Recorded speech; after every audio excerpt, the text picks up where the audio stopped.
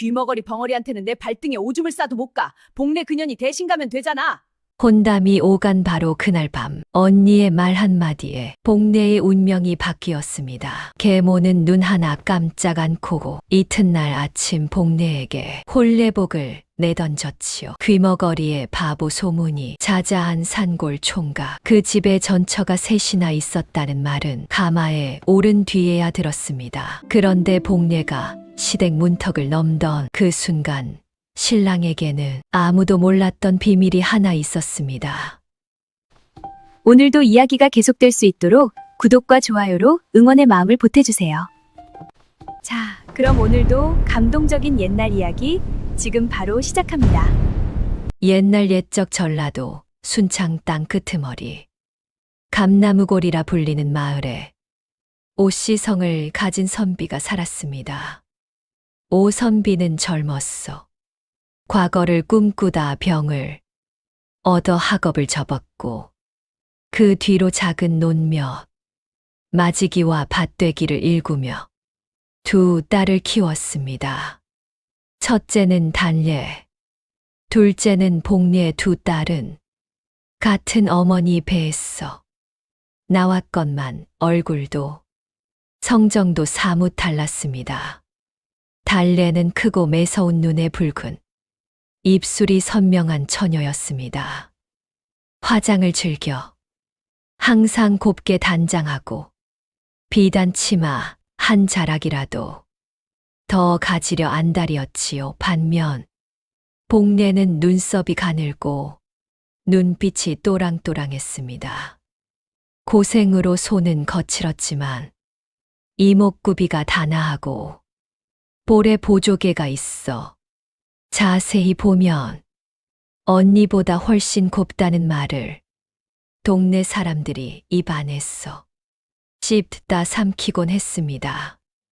오 선비의 본처는 복례가 12살 되던 해 세상을 뜨고 말았습니다.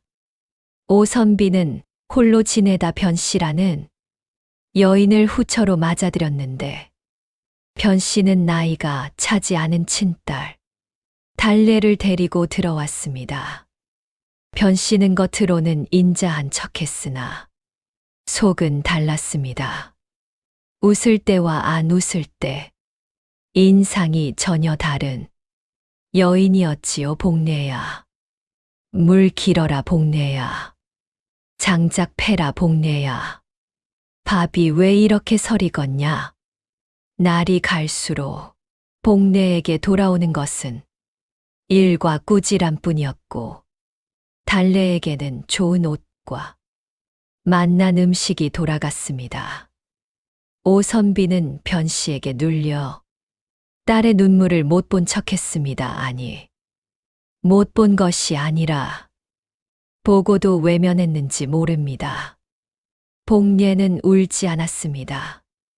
눈물이 없는 것이 아니라 눈물을 함부로 보이지 않는 아이였습니다. 밤에 홀로 뒤란 감나무 아래에 쪼그려 앉아 무릎에 얼굴을 묻고서야 조용히 어깨를 떨었습니다.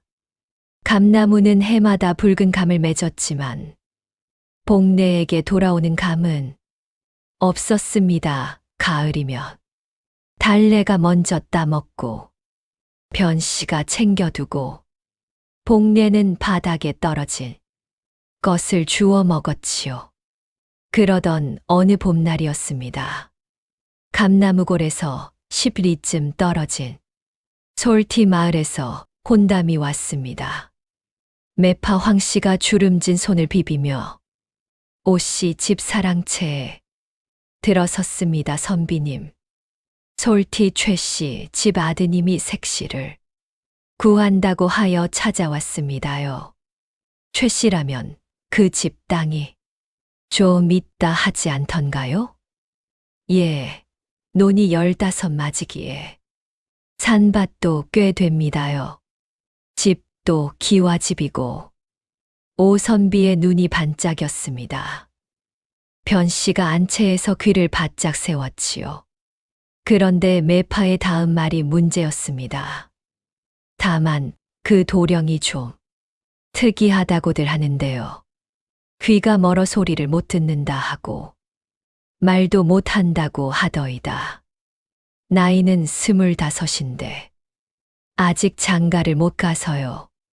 전처를 셋이나 드렸는데 하나는 달아나고 둘은 병으로 죽었다고 하니 변씨가 안채에서 버선발로 뛰어나왔습니다. 귀머거리요. 벙어리요? 그런 곳에 내 달래를 보내라고요? 매파가 황급히 손을 내저었습니다. 아이고. 마님 땅이 얼마나 넓은지 아세요? 논 15마지기에 기와집이라니까요. 한석이라는 도령이 좀 모자라도 어머니 최 씨가 워낙 실속 있는 분이라 듣기 실수. 그런 혼담은 사양하오. 변 씨는 매파를 내쫓다시피 했습니다. 그날 밤 달래와 변 씨가 안방에서 속닥이는 소리가 복례의 귀에 흘러들었습니다. 귀머거리 벙어리한테는 내 발등에 오줌을 싸도 못 가. 복례 그년이 대신 가면 되잖아. 그래, 어차피 그 애 우리 집 식구도 아닌데. 복례는 부엌 바닥에 주저앉았습니다. 손에 들고 있던 나무 주걱이 바닥에 떨어졌지요. 다리에 힘이 풀렸기 때문이 아니었습니다. 그 말이 워낙 서슴없이 나왔기 때문이었습니다. 어차피 우리 집 식구도 아니라는 말 친아버지의 딸인데 어차피 집 식구도 아니라는 말. 복례는 주걱을 집어들고 다시 솥을 저었습니다. 눈물은 솥 속에 떨어뜨렸습니다. 짠 것은 눈물인지 된장인지 알 수 없었지요. 이튿날 아침 변 씨는 복례를 불렀습니다. 복례야. 최 씨 집에서 혼담이 왔는데 내가 가는 게 맞겠다 싶구나. 얘 좋은 집이야. 기와집에 논도 많고 내가 복이 있는 거지. 얘 대답이 짧구나. 싫으냐? 복례는 계모의 눈을 바라보았습니다. 날카로운 눈매의 얇은 입술. 걱정하는 척하는 표정이었지만 그 눈 속에는 아무것도 없었습니다. 싫지 않습니다. 그것이 전부였습니다. 복례는 돌아서서 뒤란으로 나갔습니다. 감나무 아래 쪼그려 앉아 무릎에 이마를 댔습니다. 오래 그러고 있었습니다. 그래도 아버지가 한마디는 하시겠지. 복례는 그것 하나만 기다렸습니다. 아버지가 불러서 미안하다고, 잘 살 거라고, 그 한마디만 해주면 된다고 생각했지요. 그러나 오선비는 복례를 부르지 않았습니다. 혼례 전날 밤까지도 부르지 않았습니다. 혼례 날 아침, 복례는 빛바랜 옥색 저고리를 입었습니다. 계모가 내준 혼례복이었는데 낡아서 소매 끝이 해져 있었습니다. 달래는 안방에서 스세 비단 치마를 두르고 거울을 보고 있었지요. 마당에 가마가 왔습니다. 가마꾼 영감이 킁킁거리며 뒤통수를 긁었습니다. 저 아씨 솔티 최씨 집 도령이 좀 이상하다는 말은 들으셨습니까? 들었습니다. 전처가 셋이었는데 하나는 달아났고 둘은 그냥 가시면 됩니다요. 가마꾼은 말을 삼켰습니다. 복례는 가마에 올랐습니다. 문이 닫히기 직전 뒤를 돌아보았습니다. 아버지가 마루에 서 있었습니다. 눈이 마주쳤습니다. 오선비는 고개를 돌렸습니다. 가마 문이 닫혔습니다. 복례는 무릎 위에 두 손을 모으고 앉았습니다. 보조개가 패인 볼에 아무 표정이 없었습니다. 가마가 솔티 마을 어귀에 들어설 때쯤이었습니다.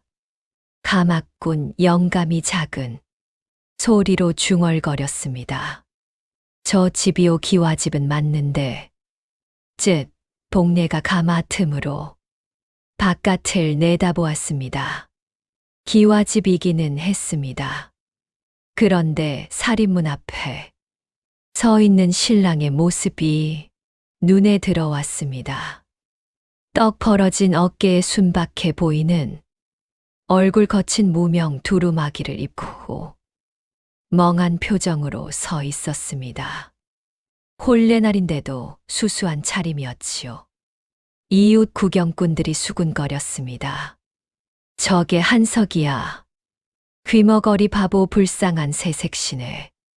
저런 신랑 맞으러 왔으니 전처들이 다 죽었다는데 이번엔 또 쯧쯧 가문도 없는 집에서 보낸 모양이야. 복례는 가마에서 내렸습니다. 한석을 바라보았습니다.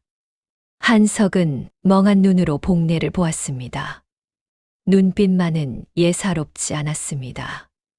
복례는 속으로 생각했습니다. 귀머거리 바보라 해도 나를 어차피 집 식구도 아니라 했던 곳보다는 나을 것이다. 혼례는 조촐하게 치러졌습니다. 마당에 멍석을 깔고 시어머니 최 씨가 굳은 얼굴로 지켜보는 가운데 복례와 한석은 나란히 절을 올렸습니다. 한석은 시종 아무 말이 없었습니다.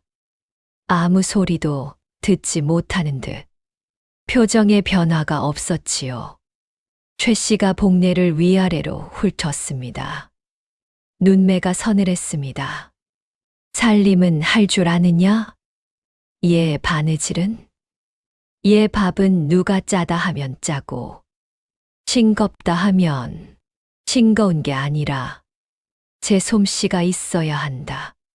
알겠느냐? 예, 어머니. 최 씨의 눈썹이 미세하게 움직였습니다. 무언가를 재고 있는 듯한 눈빛이었습니다. 신방은 본체 오른쪽 작은 방이었습니다. 복례가 먼저 들어가 앉았습니다. 한참 후에 한석이 들어왔습니다. 한석은 복례의 맞은편에 앉았습니다. 촛불이 흔들렸습니다. 둘은 한동안 말이 없었습니다. 한석은 아무것도 듣지 못할 터이니 복례가 무슨 말을 해도 소용없을 것이라고 생각했지요. 복례는 무릎 위를 내려다보았습니다. 그때였습니다. 무섭소. 낮고 또렷한 목소리였습니다. 복례가 고개를 번쩍 들었습니다. 한석이 복례를 바라보고 있었습니다. 멍한 표정은 사라지고 눈빛이 조용하고 깊었습니다. 복례는 자신의 귀를 의심했습니다. 지금 말씀하셨습니까? 한석은 대답 대신 작게 웃었습니다. 귀머거리라는 소문은 들었겠지요. 벙어리라는 말도요. 복례는 할 말을 잃었습니다. 손이 가늘게 떨렸습니다. 무섭거나 놀랍기 때문만이 아니었습니다. 이 사람이 말을 할 줄 안다는 것, 들을 줄 안다는 것, 그리고 그 첫 마디가 무섭소라는 것이 복례의 가슴 어딘가를 건드렸기 때문이었습니다. 무섭지 않습니다. 복례가 대답했습니다.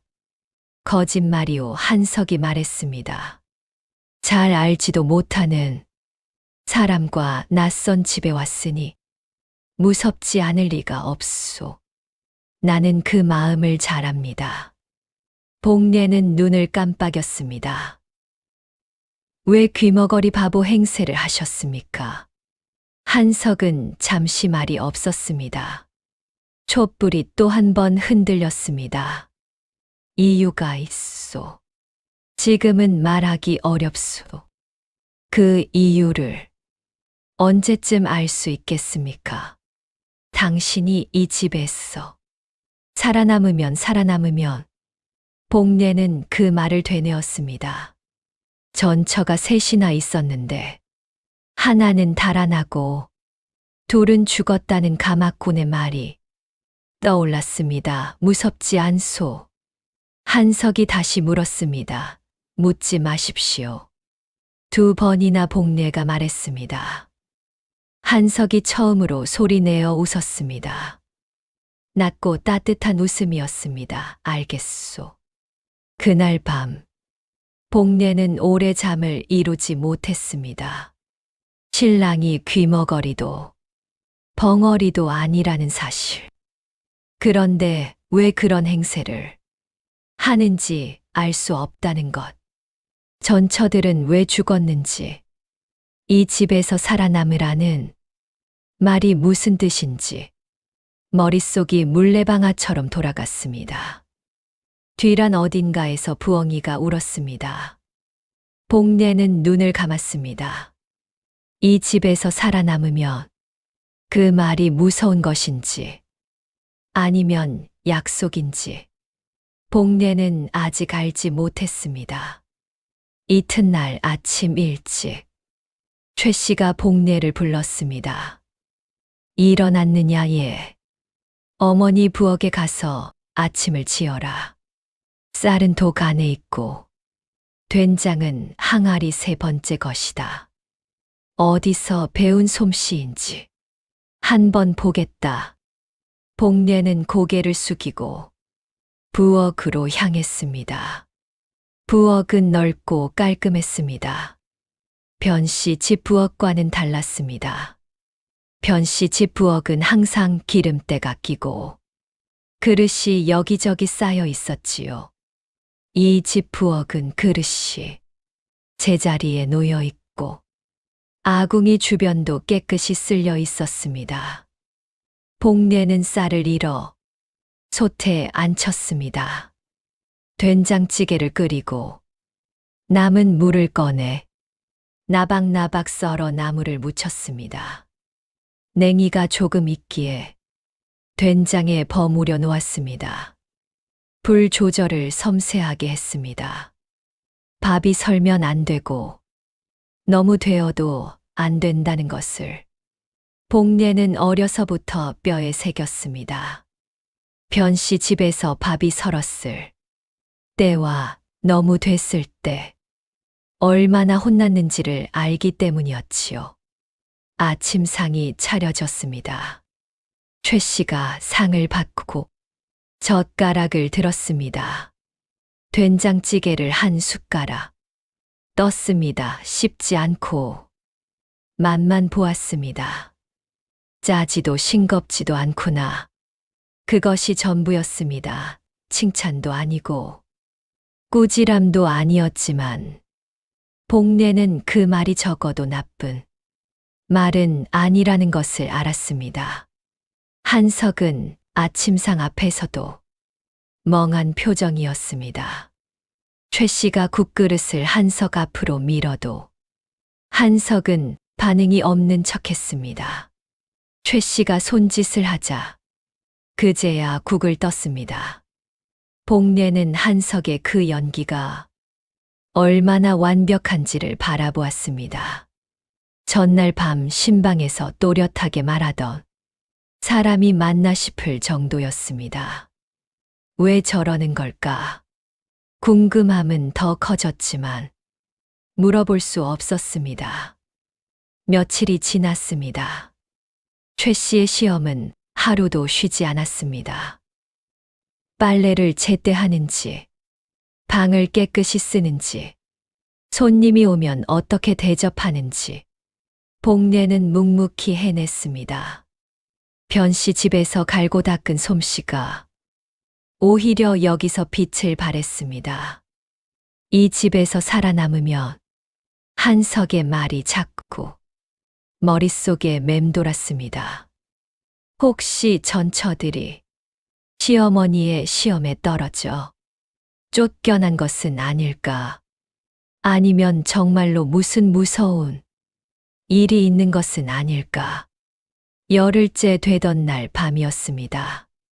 복례가 뒤란에서 빨래를 거두고 있을 때 담장 너머에서 수군거리는 소리가 들렸습니다. 이웃 안악들이었습니다. 최 씨 집에 또 새 색시가 들어왔다지. 그러게 이번엔 얼마나 버틸까가. 첫째 색시는 석 달 만에 도망갔다잖아. 둘째는 반년 만에 죽고, 셋째는 1년 되기 전에 죽었다는데, 병으로 죽은 게 아니라는 말도 있던데? 즉, 그 집에 무슨 귀신이라도 들었는지, 매파 황 씨도 이번엔 미안했는지, 이 동네 얼굴도 안 비치고, 복례는 빨랫감을 안고 그 자리에 굳었습니다. 병으로 죽은 것이 아니라는 말, 귀신이 들었다는 말 바람이 불었습니다. 뒤란 담벼락에 기댄 늙은 대추나무가 흔들렸습니다. 복례는 천천히 안으로 들어왔습니다. 방에 들어와 빨랫감을 개면서 한석을 바라보았습니다. 한석은 멍한 표정으로 벽을 향해 앉아 있었습니다. 이 사람이 전처들에게 무슨 짓을 한 것은 아닐까. 그 생각이 스치자 복례는 고개를 저었습니다. 신방에서 무섭소라고 묻던 목소리가 떠올랐습니다. 낮고 따뜻했던 그 목소리. 그것이 사람을 해칠 목소리라고는 느껴지지 않았습니다. 그러나 확신할 수 없었습니다. 그날 밤 깊은 시각이었습니다. 복례가 잠을 이루지 못하고 뒤척이고 있을 때 마당 쪽에서 발소리가 들렸습니다. 조심스러운 발소리였습니다. 복례는 눈을 떴습니다. 발소리는 사랑채 쪽으로 향했습니다. 그리고 낮게 속닥이는 소리 두 사람, 아니, 세 사람 이상의 목소리. 복례는 숨을 죽였습니다. 목소리가 들릴 듯 말 듯 했습니다. 아직 때가 아니요. 언제까지 기다리란 말입니까? 이미 반년이 지났소. 서두르면 안 돼요. 지금 움직이면 다 들켜. 그리고 발소리가 멀어졌습니다. 복례는 이불을 꼭 쥐었습니다. 손바닥에 땀이 배었습니다. 이 집에 무언가가 있다. 귀머거리 바보 행세를 하는 신랑 전처들의 석연치 않은 죽음. 한밤중에 수상한 목소리. 복례는 눈을 크게 떴습니다. 어두운 천장을 바라보았습니다. 도망칠 수도 있었습니다. 내일 아침 짐을 챙겨 도망치면 됩니다. 그러나 어디로 갑니까? 어차피 집 식구도 아니라고 했던 곳으로 돌아갈 수는 없었습니다. 아버지는 고개를 돌렸습니다. 살아남으면 한석의 말이 다시 떠올랐습니다. 살아남으면 이유를 알려준다고 했습니다. 그것은 위협이기도 했지만 어쩌면 약속이기도 했습니다. 복례는 눈을 감았습니다. 살아남자 다짐이었습니다. 단순하고 조용한 다짐이었습니다. 사흘 뒤였습니다. 복례가 아침 일찍 샘했어. 물을 깃고 있을 때 뒤에서 낯선 발소리가 들렸습니다. 돌아보니 처음 보는 중년 남자가 서 있었습니다. 갓을 쓰고 도포를 입었는데 눈빛이 날카롭고 이마에 깊은 주름이 새겨진 사람이었습니다. 이 집 새 색시요? 복례는 고개를 숙였습니다. 예, 몇 살이요? 19입니다. 어디 출신이요? 순창 감나무골 오씨 집딸입니다. 남자는 복례를 위아래로 훑었습니다. 그 눈빛이 묘했습니다. 낯선 사람을 처음 보는 눈빛이 아니라 오래 전부터 알고 있던 사람을 확인하는 눈빛 같았습니다. 한석이는 어디 있소? 사랑채에 계십니다.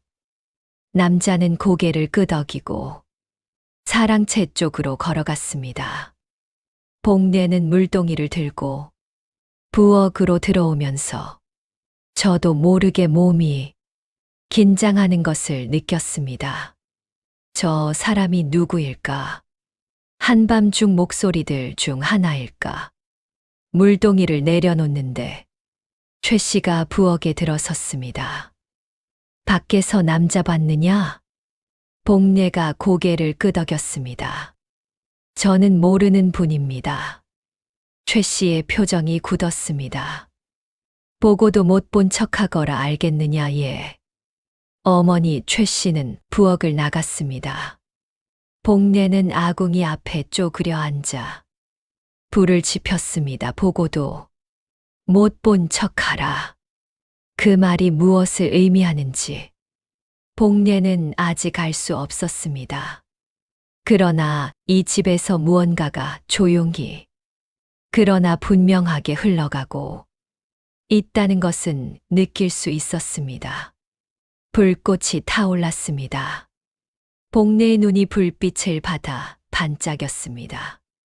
그로부터 이틀이 지난 저녁이었습니다. 복례가 바느질을 하고 있을 때 한석이 방으로 들어왔습니다. 여전히 멍한 표정이었습니다. 그러나 방문을 닫고 복례와 단둘이 되자 표정이 달라졌습니다. 걱정이 많은 것 같소. 복례는 바늘을 놓았습니다. 며칠 전 밤 마당에서 소리가 났습니다. 여러 사람이 속닥이는 소리였습니다. 한석의 눈빛이 흔들렸습니다. 들었소? 들었습니다. 아직 때가 아니라는 말. 서두르면 들킨다는 말. 한석은 한참을 말이 없었습니다. 그러다 낮게 말했습니다. 겁나지 않소. 겁난다고 해도 갈 곳이 없습니다. 복례가 말했습니다. 그 말이 너무 덤덤하게 나왔기 때문에 한석이 오히려 굳어버렸습니다. 갈 곳이 없소. 예, 짧은 대답이었습니다. 그러나 그 짧은 말 안에 얼마나 많은 것이 담겨 있는지를 한석은 느낀 것 같았습니다. 그 사람이 다시 온다면 모른 척 하시오. 그리고 어머니가 무얼 시키면 군말 말고 하시오. 지금은 그것이 가장 중요하오. 알겠습니다. 당신은 총명한 사람이오. 그것은 왜 아십니까? 며칠 동안 봤소. 눈치가 빠르고 나쁜 것을 봐도 얼굴에 드러내지 않소. 그리고 움직임이 조용하오. 복례는 아무 말도 하지 않았습니다. 칭찬을 들어본 적이 없어서 어떻게 받아야 할지 몰랐기 때문이었습니다. 한석이 일어나 문 쪽으로 갔습니다. 문을 열기 전에 돌아보았습니다. 오늘 밤 만약 또 소리가 들리면 절대 나가지 마시오. 이불 속에 누워 잠든 척만 하시오. 예, 문이 닫혔습니다. 한석은 다시 멍한 표정이 되어 마당을 가로질러 갔습니다. 복례는 바늘을 다시 집었습니다.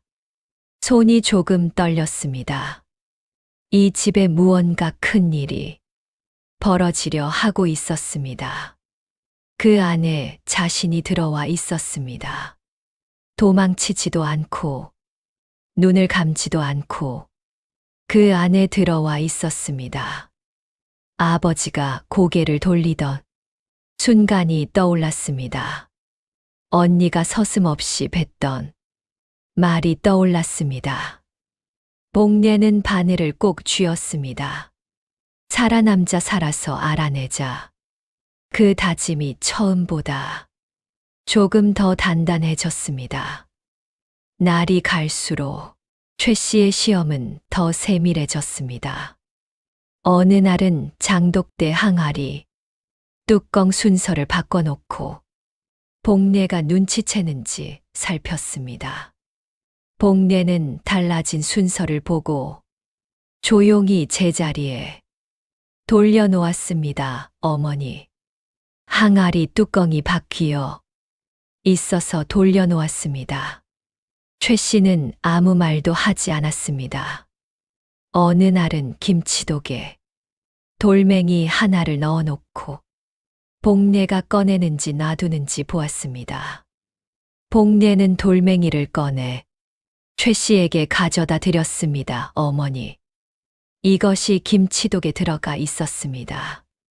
최 씨가 돌멩이를 받아들고 한참을 봤습니다. 내가 넣어둔 것이다. 알고 있었습니다. 알았으면 왜 가져왔느냐? 어머니 것이니까요. 최 씨가 처음으로 복례를 보며 눈을 가늘게 떴습니다. 꾸짖는 눈빛이 아니었습니다. 오냐? 그것이 이 집에 온 뒤 최 씨에게서 들은 가장 부드러운 말이었습니다. 복례는 고개를 숙이고 물러났습니다. 그러나 집안에서 복례가 마음 놓을 수 있는 시간은 없었습니다. 밥을 지을 때도, 빨래를 할 때도, 뒤란에 나가 있을 때도 어딘가에서 시험받고 있다는 느낌이 떠나지 않았습니다. 그러다 한 달이 지났습니다. 아직도 한석이 귀머거리 바보인 이유를 알 수 없었습니다. 밤에 방에서 단둘이 있을 때만 말을 했고 그 외에는 철저히 벙어리 행세였습니다. 복례는 조심씩 물었지만 한석은 때가 되면 말하겠다고만 했습니다. 당신은 답답하지 않소? 묻고 싶은 게 많을 텐데. 어느 날 밤 한석이 물었습니다. 답답합니다. 복례가 솔직하게 대답했습니다. 그런데 기다리고 있소. 왜요? 당신이 무서운 사람은 아닌 것 같아서입니다. 한석은 잠시 말이 없다가 낮게 물었습니다. 그것을 어떻게 알았소?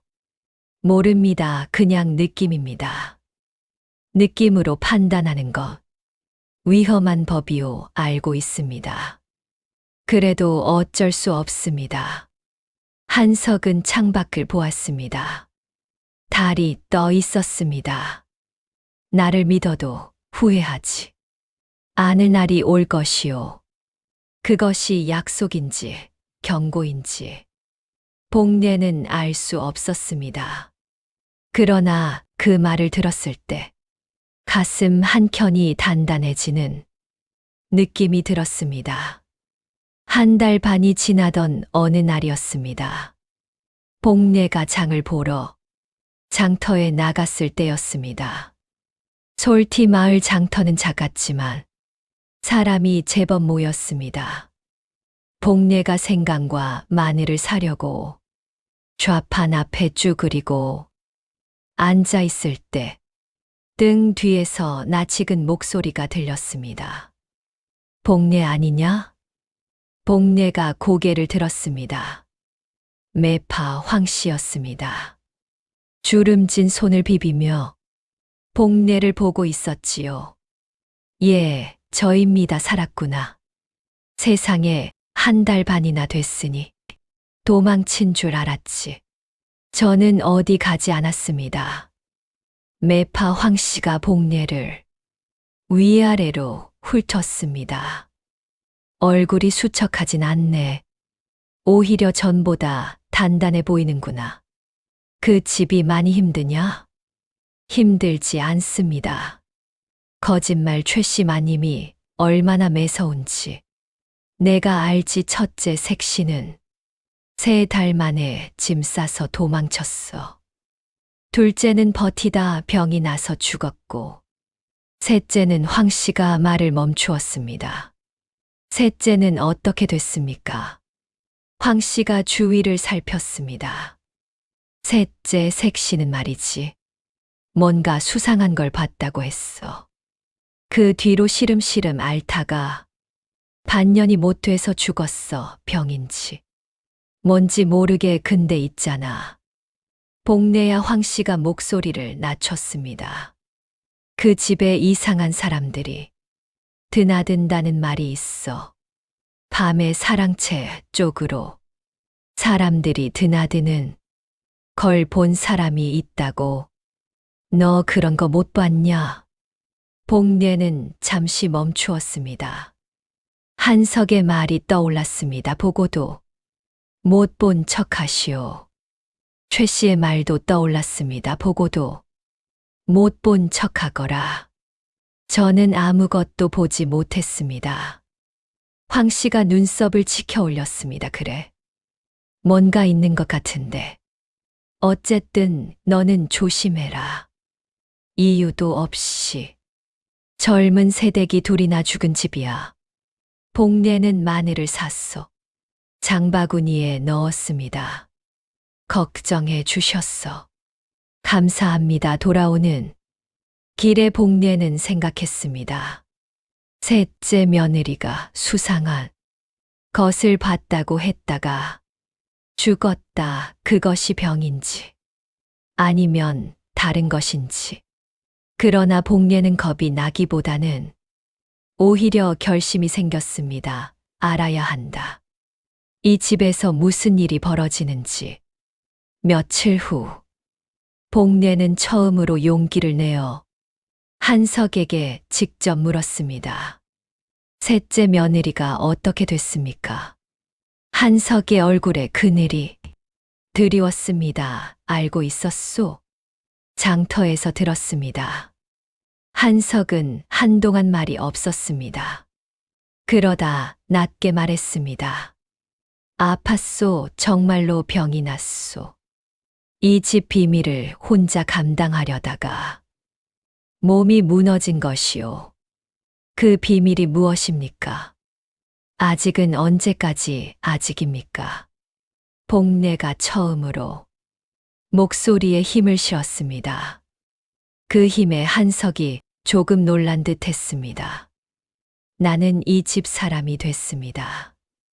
어차피 집 식구도 아닌 곳에서 여기로 왔으니 나는 이제 이 집 사람입니다.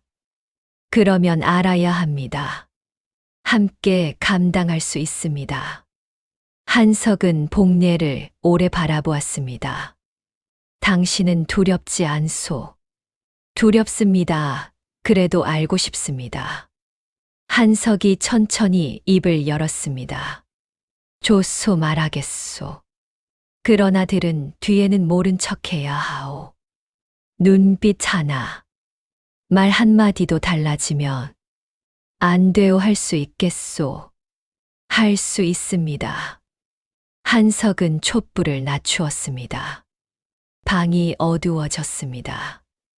나는 귀머거리도 바보도 아니오. 그것은 알겠지. 예. 그리고 내 어머니도 그저 매서운 시어머니가 아니오. 그것도 알고 있었습니다. 한석이 잠시 멈추었다. 말을 이었습니다.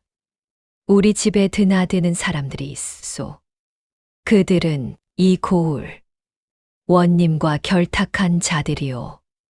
원님이 백성들의 땅을 빼앗아 자기 것으로 만들고 있소. 이미 이 솔티 마을 논밭이 절반 이상 원님 명의로 바뀌었소. 소작인들은 굶어가고 있지. 복례는 숨을 죽였습니다. 우리 아버지는 그것을 알고 계셨소. 증거를 모아두셨지. 그런데 돌아가시기 전에 그 증거를 내가 숨겨두었소. 원님 측에서는 그 증거가 어디 있는지 알아내려고 나를 감시하고 있소. 그러면 귀머거리 행세는 아무것도 모르는 바보처럼 보여야 저쪽에서 방심하오. 감시를 늦추고 언젠가 내가 증거를 들고 나설 때를 기다리고 있소. 복례는 천장을 올려다보았습니다. 이 집이 왜 이토록 팽팽한지 이제 알 것 같았습니다. 최 씨의 매서운 눈도, 한밤중에 수상한 방문자도, 전처들은 왜 죽었습니까? 한석의 목소리가 가라앉았습니다. 첫째는 눈치채고 도망쳤소. 둘째와 셋째는 원님 쪽 사람들이 접근했어. 이 집 비밀을 캐려 했소. 둘 다 무서워서 병이 났소. 내가 지켜주지 못했소. 복례는 한석을 바라보았습니다. 그러면 나도 위험합니까? 원님 쪽에서 이미 당신이 이 집에 들어온 것을 알고 있을 것이오. 곧 접근할 것이오. 어떻게 접근합니까? 친절하게 편들어 주는 척. 시어머니가 힘들지 않냐고, 도망치게 도와주겠다고 할 것이오. 복례는 천천히 고개를 끄덕였습니다. 알겠습니다. 그런 사람이 오면 이 집 비밀을 모른다 하고 시어머니가 힘들어 도망치고 싶다 할까요? 한석의 눈이 커졌습니다. 어떻게 그걸 믿기가 되는 것이지요? 저들이 나를 믿게 해서 저들이 어디서 움직이는지 알아낼 수 있습니다. 한석은 복례를 오래 바라보았습니다. 그 눈빛에 무언가가 담겨 있었습니다. 당신은 보통 사람이 아니요, 아닙니다. 저는 그냥 갈 곳이 없는 사람입니다. 복례가 담담하게 말했습니다. 한석이 처음으로 소리 내어 웃지 않았습니다. 대신 아주 조용히, 천천히 고개를 끄덕였습니다. 그것이 웃음보다 더 깊은 무언가였습니다. 다음 날부터 복례는 달라졌습니다. 달라진 것처럼 보이지 않으면서 달라졌습니다. 더 조심스럽게, 더 세밀하게 주변을 살폈습니다. 장터에서 누가 자신을 눈여겨보는지, 마을 어귀에서 낯선 사람이 얼마나 자주 보이는지, 그리고 열흘쯤 지났을 때였습니다. 장터에서 생선을 사다 돌아오는 길에 아낙 하나가 말을 걸었습니다. 솔티 최 씨, 집 새색 씨 맞죠? 보지 못한 얼굴이었습니다. 나이는 30 중반쯤 됐고 눈빛이 지나치게 친절했습니다.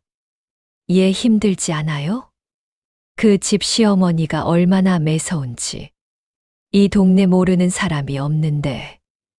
복례는 표정을 관리했습니다. 눈빛을 약간 흔들었습니다. 많이 힘들기는 합니다. 그럴 것 같았어요. 나도 이 동네 살면서 이런 것 저런 건 많이 봤는데 어디 털어놓을 데 있으면 좋겠다 싶더라고요. 고마운 말씀입니다만 저는 그냥 조심해요.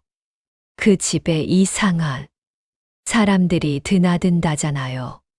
새색 씨가 다치기라도 하면 어떡해요? 복례는 속으로 생각했습니다. 이 사람이다. 어떤 이상한 사람들이요. 안악의 눈빛이 반짝였습니다. 그러니까요. 밤에 사랑채 쪽으로. 저는 밤에 방에서 잤어. 아무것도 못 봤습니다. 시어머니가 무서웠어도 방 밖에 나가지를 못해요. 아, 그래요. 혹시 신랑은요? 신랑이 뭔가 숨기는 거 없어요? 신랑이요. 귀도 먹고 말도 못하는데 뭘 숨기겠어요. 그냥 하루 종일 방에서 멍하니 있어요. 안악이 조금 실망한 표정을 숨겼습니다. 그렇군요. 혹시 나중에 얘기하고 싶으면 날 찾아요. 장터 쪽 우물 옆집이에요. 감사합니다. 복례는 돌아섰습니다. 장바구니를 들고 천천히 걸으면서 그 안악이 언제 발길을 돌리는지 귀를 기울였습니다. 발소리가 멀어지자 복례는 속으로 숨을 내쉬었습니다. 그날 밤 복례는 한석에게 말했습니다. 장터 쪽 우물 옆집에 사는 안악입니다. 30 중반, 키가 제 키보다 반뼘 크고 오른쪽 뺨에 작은 점이 있습니다. 한석이 눈을 가늘게 떴습니다. 기억력이 좋구나. 또 올 것입니다. 다음번에는 좀 더 친해져 보겠습니다. 위험할 수도 있소. 알고 있습니다. 한석은 복례를 바라보았습니다. 뭔가를 말하려다 멈추었습니다. 그러다 아주 작은 목소리로 말했습니다. 고맙소. 복례는 그 말에 아무 대답도 하지 않았습니다. 대답할 말이 마땅히 없었기 때문이 아니었습니다. 그 말이 좋아서 말해버리면 사라질 것 같아서였습니다. 그로부터 2주일 후, 그 안악이 다시 장터에서 복례에게 다가왔습니다. 어떻게 지내요? 적응은 좀 됐어요? 조금씩 됩니다. 그런데 시어머니가 요새 더 매서운 것 같기도 하고 그래요? 무슨 일 있었어요? 복례가 목소리를 낮추었습니다. 어제는 부엌 항아리를 왜 만졌냐고 한참 야단을 치셨어요. 만지지도 않았는데 아이고. 그런 시어머니는 참기가 어렵죠. 그냥 나오면 어때요? 도망쳐요. 도망이요. 그래요. 내가 도움을 드릴 수도 있어요. 이 마을에서 나가게 해줄 수 있는 사람이 있거든요. 복례가 잠시 망설이는 표정을 지었습니다. 사실 신랑 방에서 이상한 것을 하나 봤어요. 안악의 눈빛이 달라졌습니다. 이상한 것이요? 상자 하나가 있었어요. 마루 밑에 숨겨놓은 것 같던데.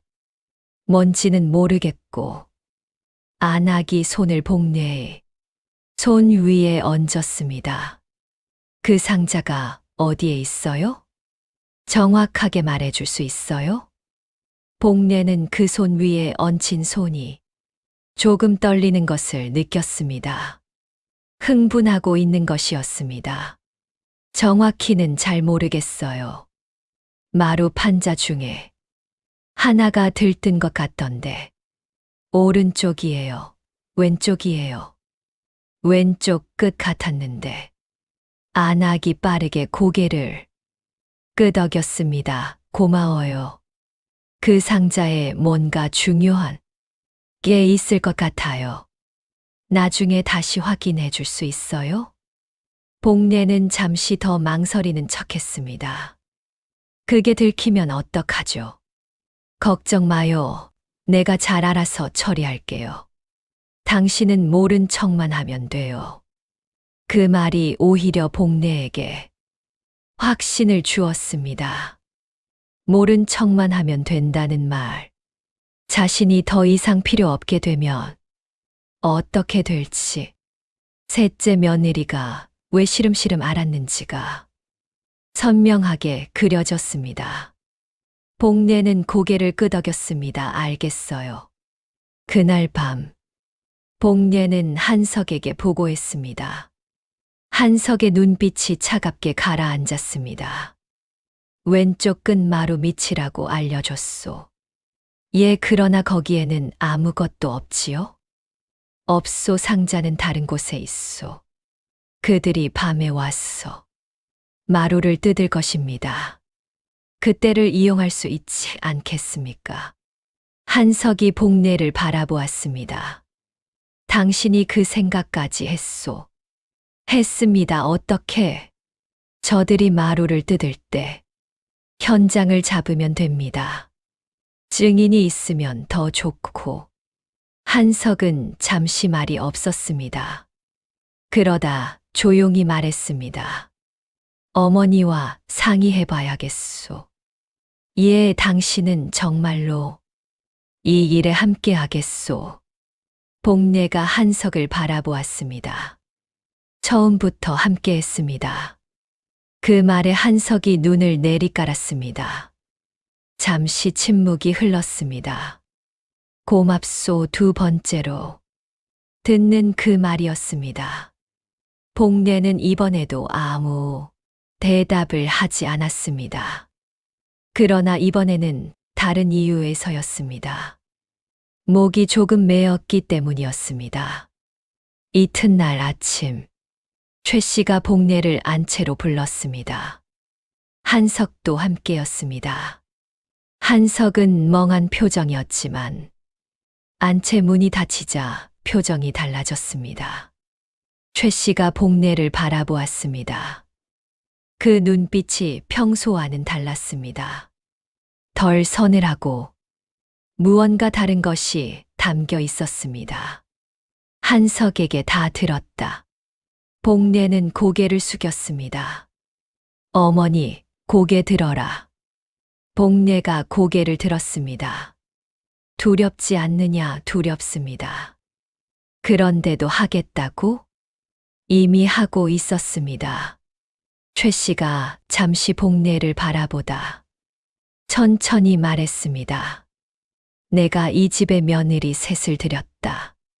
첫째는 도망쳤고 둘째와 셋째는 죽었다. 복례는 아무 말도 하지 않았습니다. 둘 다 좋은 처자들이었다. 도망친 첫째도 잘못이 없었다. 이 집이 너무 위험하니까. 최 씨의 눈에 무언가가 어렸습니다. 나는 내가 넷째가 되는 걸 원하지 않았다. 그래서 한 달 동안 시험한 것이다. 어머니, 합격이다. 그 짧은 두 글자에 복례는 가슴이 찡했습니다. 최 씨가 말을 이었습니다. 이 집 일을 알게 됐으니 이제 너도 이 일의 한 사람이다. 저쪽 안악이 마루를 뜯으러 올 것이다. 그때 우리가 움직인다. 증인은 어떻게 할 것입니까? 최 씨가 복례를 보았습니다.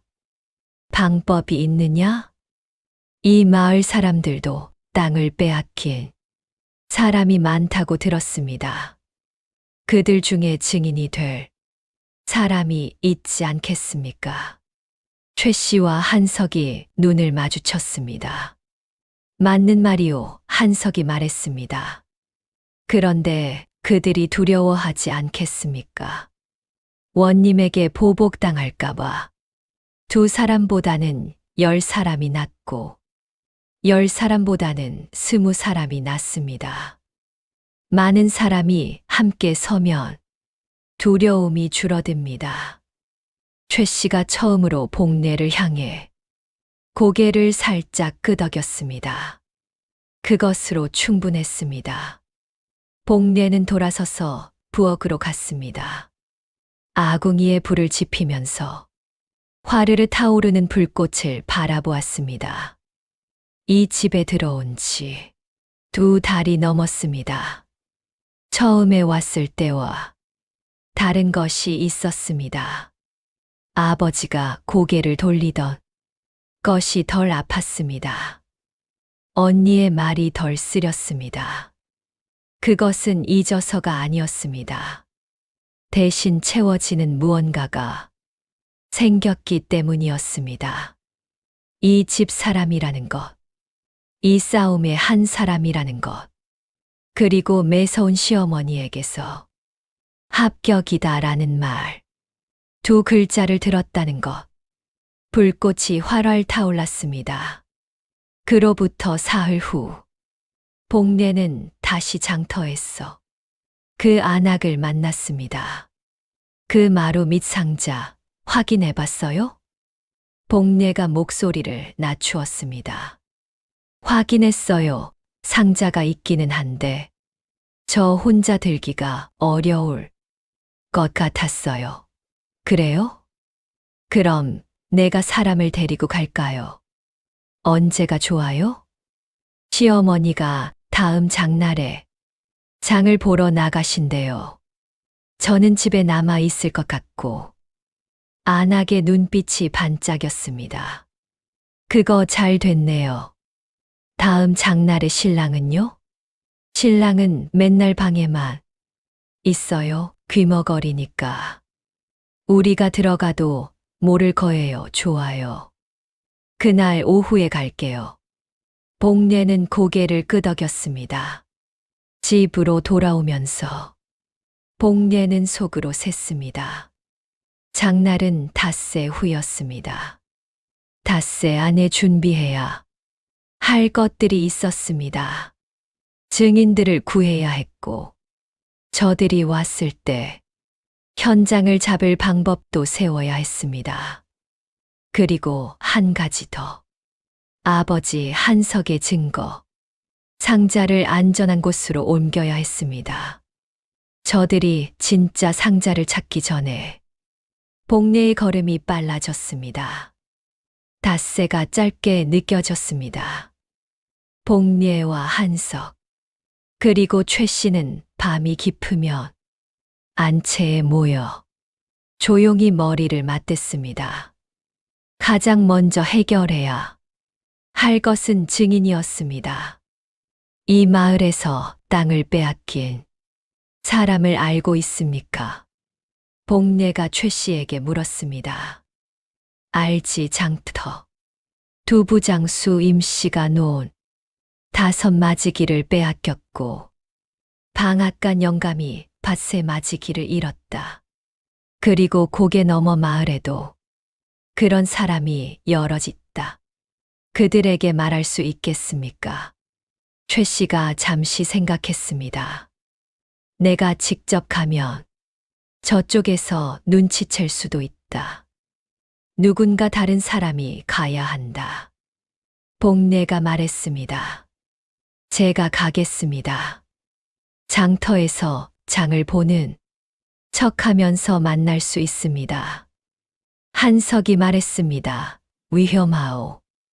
이미 저는 저쪽 안악을 만나고 있습니다. 제가 움직이는 것은 자연스럽습니다. 최 씨가 복례를 보았습니다. 장터 두부장수 임 씨는 키가 작고 수염이 길다. 두부가 맛있다고 칭찬을 하면 말문을 열 것이다. 이튿날 아침, 복례는 장을 보러 나간다고 하고 장터로 향했습니다. 두부장수 임 씨를 찾았습니다. 최 씨 말 그대로 키가 작고 수염이 긴 영감이었습니다. 두부 한 모 주세요. 예. 아씨 두부가 참 고우네요. 순두부처럼 부드럽습니다. 임씨 영감의 눈가가 풀렸습니다. 우리 두부가 이 장터에서 제일이지요. 복례가 값을 치르면서 목소리를 낮추었습니다. 저는 솔티 최씨, 집 새색시입니다. 임씨 영감의 눈빛이 달라졌습니다. 최씨 집이라면 예, 닷새 후 장날 오후에 원님 쪽 사람들이 저희 집 사랑채를 뒤지러 올 것입니다. 그 현장을 함께 봐주실 수 있겠습니까? 임씨 영감이 주위를 살폈습니다. 그리고 낮은 목소리로 말했습니다. 나한테 논이 있었소. 5년 전에 빼앗겼지. 그 증거가 최 씨 집에 있다는 건 진작부터 알았소. 예, 나만 가는 것보다 여럿이 가는 게 낫겠지. 방앗간 영감한테도 말해보리다. 복례는 고개를 숙였습니다. 감사합니다. 장을 보고 돌아오는 길에 복례는 마음이 조금 가벼워지는 것을 느꼈습니다. 혼자가 아니었습니다. 이 싸움이 혼자만의 싸움이 아니었습니다. 집으로 돌아와 한석에게 보고하자 한석의 눈빛이 따뜻해졌습니다. 잘하셨소. 아직 끝나지 않았습니다. 아로 그래도 잘했소. 그런데 복례가 말했습니다. 그런데 증거 상자를 옮겨야 합니다. 저들이 마루를 뜯을 때 진짜 상자가 있으면 안 되지요. 한석이 고개를 끄덕였습니다. 오늘 밤에 옮기겠소. 어디로요? 그건 말할 수 없소. 복례가 고개를 끄덕였습니다. 알겠습니다. 그러면 저도 모르는 것이 낫겠지요. 한석이 복례를 바라보았습니다. 당신은 스스로 모르는 것을 선택할 줄 알오. 그게 쉬운 일이 아닌데. 복례는 잠시 생각하다 말했습니다. 어릴 때부터 배운 것입니다. 많이 알면 다치는 경우가 있더라고요. 그 말 뒤에 어떤 사연이 있는지 한석은 굳이 묻지 않았습니다. 그러나 그 눈빛에 무언가가 담겨 있었습니다. 닷새가 흘렀습니다. 장날 아침이 밝았습니다. 최 씨는 장바구니를 들고 마을로 내려갔습니다. 한석은 여전히 멍한 표정으로 사랑채에 앉아 있었습니다. 복례는 부엌에서 점심 준비를 하는 척 아궁이 앞에 앉았습니다. 임씨 영감과 방앗간 영감은 장날이 끝나는 오후에 집 뒤편 대추나무 옆에서 기다리기로 했습니다. 목격자로 서되 안전을 위해 문 밖에서 기다리기로 한 것이었습니다. 그리고 한석은 상황을 보아 신호를 보낼 것이었습니다. 오후가 되었습니다. 복례는 부엌을 치우고 마루에 앉아 바느질을 하는 척했습니다. 얼마 지나지 않아 살인문이 열렸습니다. 그 안악이었습니다. 그런데 혼자가 아니었습니다. 뒤에 남자 둘이 따라왔습니다. 헛기침을 하며 들어오는 걸 보니 처음 드나들어 보는 것 같지 않았습니다. 색시. 나왔어요. 약속한 날이잖아요. 복례가 마루에서 내려왔습니다. 예, 오셨어요. 사람 2명 데리고 왔어요. 무거운 거 들어줄 사람이 필요해서요. 그러세요. 안악이 사랑채로 눈을 돌렸습니다. 신랑은요? 아까 들어가서 누웠어요. 잠이 든 것 같던데. 잘 됐네. 안내해줘요. 복례가 사랑채 쪽으로 앞장섰습니다. 사랑채 문을 열었습니다. 한석은 방 안에 누워 눈을 감고 있었습니다. 숨소리도 고른 척이었습니다. 안악이 마루 쪽으로 시선을 돌렸습니다. 마루 왼쪽 끝 남자 하나가 마루 판자를 살폈습니다. 여기다 판자 틈에 손가락을 넣어 들어올리려 했습니다. 하지만 판자가 쉽게 들리지 않았습니다. 더 세게 당겨도 남자가 힘을 합쳤습니다. 마루 판자 하나가 삐걱 소리를 내며 뜯겼습니다. 먼지가 폴폴 났습니다. 그 안을 들여다보는 남자의 얼굴이 굳어졌습니다.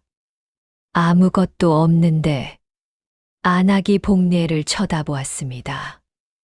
눈빛이 달라져 있었습니다. 어디 있어요? 상자가 여기 있다고 했잖아요.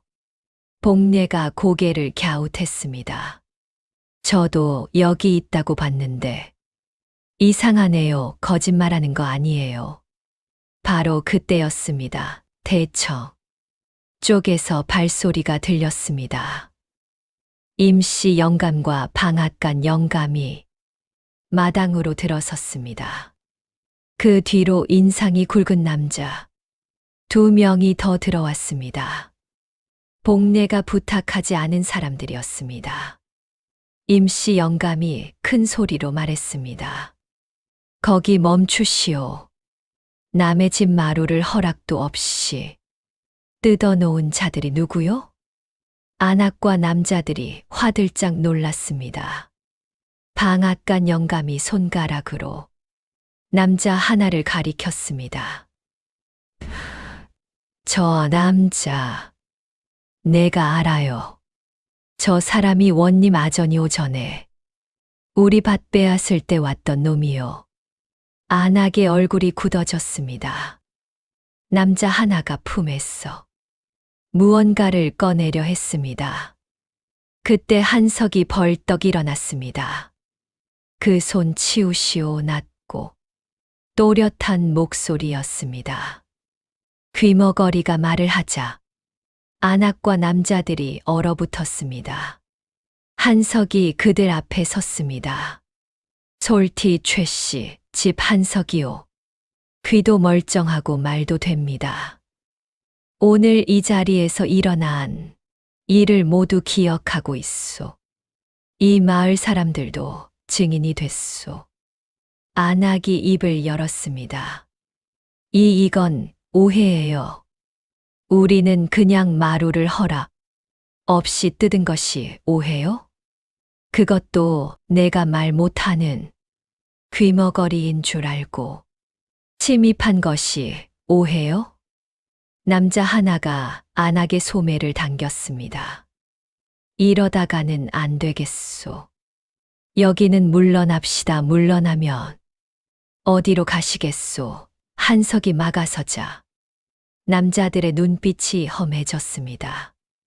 임씨 영감이 큰 소리로 외쳤습니다.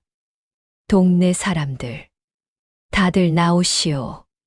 원님 아전들이 최씨 집 마루를 뜯었소. 바깥에서 웅성거리는 소리가 들렸습니다. 마을 사람들이 살인문 쪽으로 모여드는 발소리였습니다. 안악의 얼굴이 창백해졌습니다. 그 순간이었습니다. 남자 하나가 복례를 향해 팔을 뻗었습니다. 이 계집이 저쪽 편이었구나. 이 계집부터 잡아라. 복례가 몸을 피하려 했지만 남자의 손이 복례의 소매를 잡았습니다. 발이 떠서 끌렸습니다. 한석이 돌아보았습니다. 복례. 그것이 한석이 복례의 이름을 처음으로 부른 순간이었습니다. 한석이 남자에게 달려들어 복례의 소매를 잡은 손을 쳐냈습니다. 복례가 비틀거리며 마루에 손을 짚었습니다. 남자 둘이 한석에게 달려들었습니다. 한석이 두 사람을 상대하면서 뒷걸음쳤습니다. 임씨 영감이 소리쳤습니다. 도와요. 여기 싸움이 났소. 마을 사람들이 우르르 마당으로 들어왔습니다. 남자들은 사람이 몰려드는 것을 보고 뒷걸음쳤습니다. 안악이 살인문 쪽으로 달아났습니다. 남자 하나도 뒤를 따랐습니다. 나머지 하나는 마을 사람들에게 붙잡혔습니다. 그 혼란 속에서 복례는 마루에 손을 짚고 일어섰습니다. 소매가 찢겨 있었습니다. 손바닥에 마루 먼지가 묻었습니다. 숨이 가빴습니다. 한석이 다가왔습니다. 다쳤소? 아닙니다. 복례가 고개를 들었습니다. 한석의 눈빛이 가까웠습니다. 놀랐소? 놀랐습니다. 그래도 잘 버텼소. 복례는 찢긴 소매를 내려다보았습니다. 뭔가를 말하려다 참았습니다. 그러나 그날 밤 복례에게 더 큰 일이 찾아왔습니다. 마을 사람 하나가 헐레벌떡 사랑채 문을 두드렸습니다. 최씨 댁, 큰일 났소. 원님이 포조를 보낸다고 하오. 최씨가 안채에서 뛰어나왔습니다. 뭐라고? 달아난 안악이 원님에게 고해서 한석이를 잡아가겠다고 한다고 하오. 영모를 도모한다는 죄명으로 최 씨의 얼굴이 굳었습니다. 한석은 표정 하나 변하지 않았습니다. 그러나 복례는 그 표정이 표정을 관리하는 표정이라는 것을 알았습니다. 증거 상자는요? 복례가 물었습니다. 안전한 곳에 있소. 안전한 곳이 어딥니까? 포졸들이 이 집을 다 뒤질 것입니다. 내가 직접 가지고 가겠소. 어디로요? 그건 말할 수 없다고 하지 마십시오. 지금은 다릅니다. 한석이 복례를 바라보았습니다. 순창 가명으로 가야 하오. 감사에게 직접 고해야 하오. 원님보다 위의 사람에게. 혼자 가면 잡힙니다. 아로 제가 함께 가겠습니다. 최 씨가 말했습니다. 복례야. 이건 단순한 일이 아니다. 길에서 잡히면 돌아오지 못할 수도 있다. 복례는 잠시 침묵했습니다. 그러다 천천히 말했습니다. 어머니, 저는 이미 이 집 사람입니다. 그 말에 최 씨가 입술을 꾹 닫았습니다. 눈가가 미세하게 떨렸습니다. 한석이 말했습니다. 오늘 밤 출발하겠소. 포졸이 오기 전에. 준비는 빠르게 이루어졌습니다. 증거 상자는 한석이 감춰두었던 곳에서 꺼냈습니다.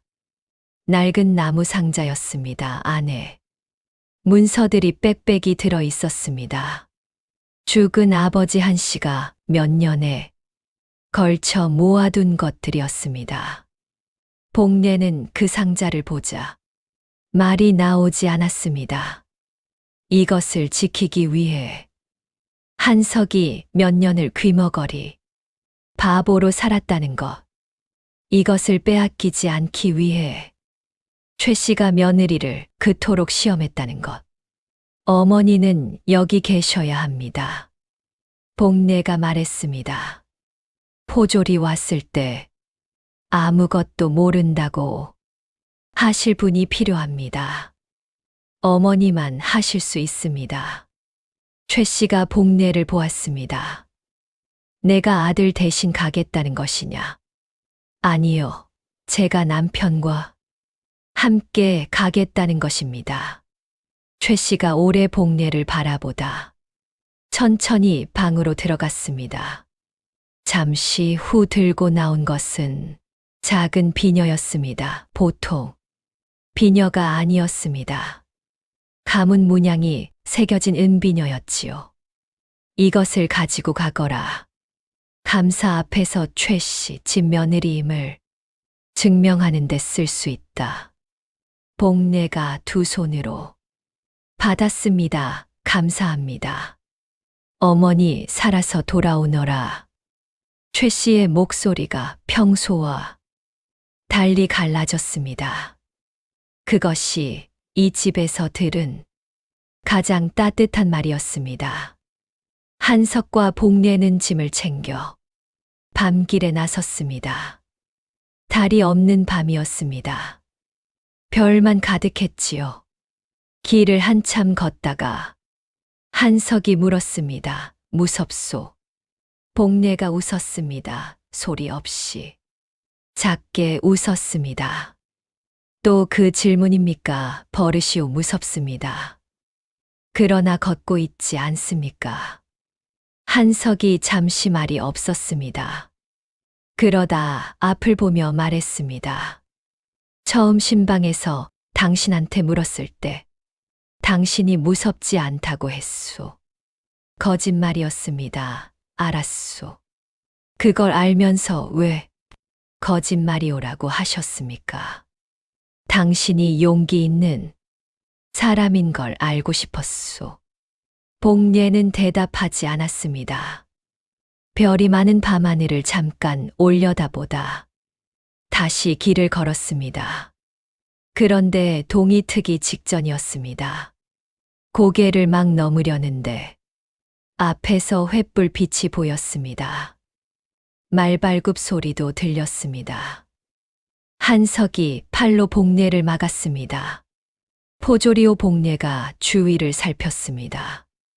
왼쪽에 풀숲이 있었습니다. 오른쪽에는 절벽이었습니다. 숨을 수 있겠소. 풀숲으로 빨리 두른 풀숲. 안으로 몸을 던졌습니다. 상자를 가슴에 안고 바닥에 납작 엎드렸습니다.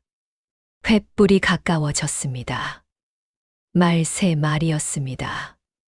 포졸셋이 고개를 지나갔습니다. 솔티 최씨 집으로 먼저 가는 것이 맞습니까? 그럼 한석이 이미 달아났다면 추격해야지. 그 증거 상자를 확보해야 한다고 하셨잖습니까? 움직여. 말발굽 소리가 멀어졌습니다. 복례와 한석은 한참을 숨을 참았습니다. 소리가 완전히 사라지자 복례가 일어났습니다. 풀잎에 이슬이 묻어 온몸이 젖어 있었습니다. 상자도 젖었습니다. 한석이 일어서다 발을 잘못 디뎌 비틀거렸습니다. 복례가 반사적으로 팔을 붙잡았습니다. 한석이 복례를 보았습니다. 두 사람의 얼굴이 가까웠습니다. 이슬에 젖은 복례에 볼의 새벽빛이 내렸습니다. 한석이 천천히 눈을 내리깔았습니다. 고맙소, 빨리 움직여야 합니다. 복례가 먼저 걸음을 뗐습니다. 한석이 그 뒤를 따랐습니다. 그런데 순창 가면까지 닷새 길을 하루 이상 걸었을 즈음이었습니다. 다음 마을 어귀에서 복례가 발을 멈췄습니다. 낯익은 얼굴이 보였습니다.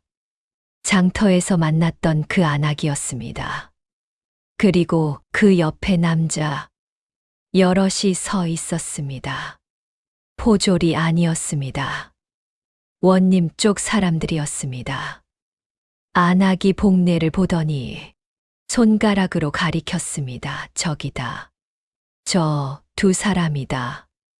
남자들이 달려들었습니다. 한석이 복례의 앞에 섰습니다. 그러나 5이 넘는 남자를 막을 수는 없었습니다. 상자가 빼앗겼습니다. 한석이 팔을 붙잡혔습니다. 복례도 붙잡혔습니다. 증거 상자가 남자들의 손 안에 들어갔습니다. 한석의 눈빛이 처음으로 흔들렸습니다. 아버지가 평생을 모아둔 것, 복례와 함께 목숨을 걸고 지켜온 것, 그것이 한순간에 빼앗겼습니다. 복례는 잡힌 손목이 아픈데도 그것이 느껴지지 않았습니다. 상자를 빼앗겼다는 것, 이제 증거가 사라졌다는 것, 그것이 온몸으로 밀려왔습니다. 남자들은 한석과 복례를 새끼줄로 묶었습니다. 상자를 든 남자가 안악에게 말했습니다. 잘했소, 원님께서 상을 내릴 것이오. 안악이 복례를 쳐다보았습니다. 복례는 그 눈을 피하지 않았습니다. 안악이 먼저 눈을 피했습니다. 끌려가는 길은 길었습니다. 발이 무거웠지만 복례는 쓰러지지 않았습니다. 한석도 말이 없었습니다. 마을 관아로 끌려갔습니다.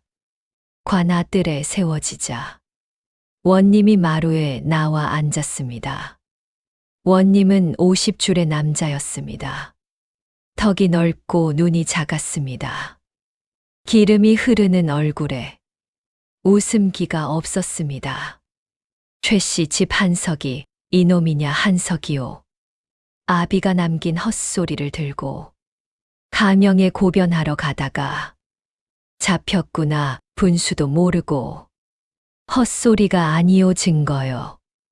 원님의 눈썹이 치켜올랐습니다. 감히 관장 앞에서 관장이라 해도 백성 땅을 빼앗으면 죄요. 원님이 손을 들었습니다. 볼기를 쳐아 포졸이 한석을 끌어냈습니다. 복례가 앞으로 나섰습니다. 멈추시오. 모두가 복례를 보았습니다. 원님도 보았습니다. 여자가 감히 저는 한석의 아내, 최 씨 집며느리 복례입니다.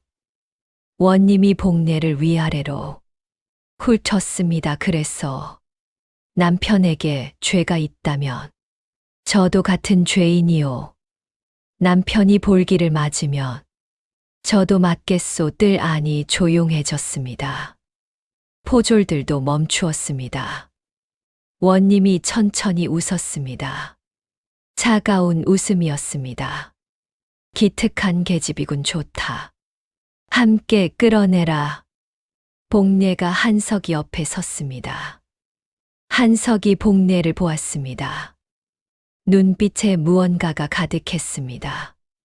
당신은 여기 있을 필요가 없소. 있습니다.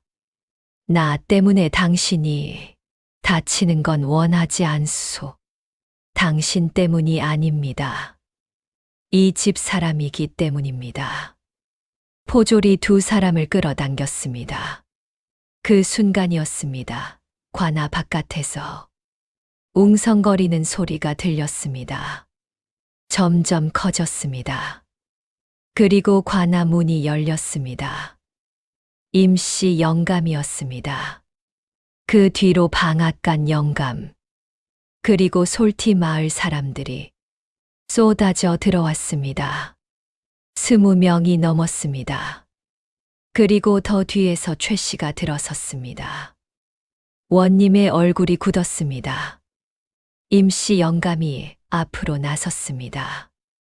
관장 나리, 제가 임씨입니다. 나리께서 제 논 5마지기를 빼앗으셨습니다.